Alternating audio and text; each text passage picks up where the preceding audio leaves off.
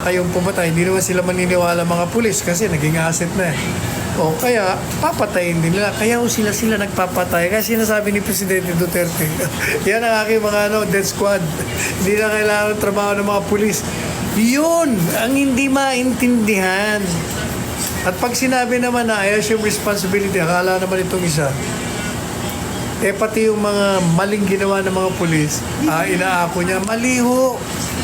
Ang ibig lang niya sabihin, yung proyekto ko, yung digmaan ko sa droga, ang kabiguan nun at tagumpay, ako ang umaako. Pag tagumpayan, edi akong purihin nyo.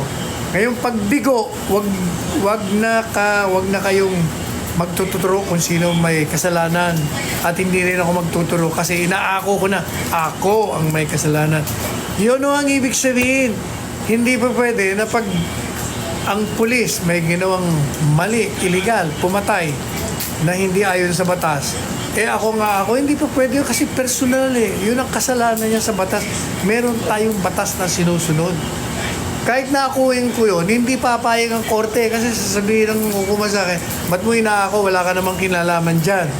Hayaan mo siya. Yan ang hindi maintindihan. Hindi nga abogado kasi.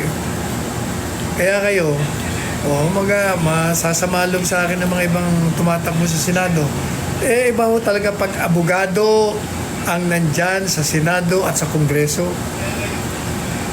Maraming Soso. Palagi po kayo mag-live, please, Atty. Sal, para wala mapudol na marami sa fake news. Ayan nyo, kahit na pagod tayo, nag-live tayo. Kahit na walang uma-assist, mabuti nga ngayon. Yung mag-asawang Alex, saka si Soraya, kahit na mga royal blood ito nandito, tinutulungan tayo.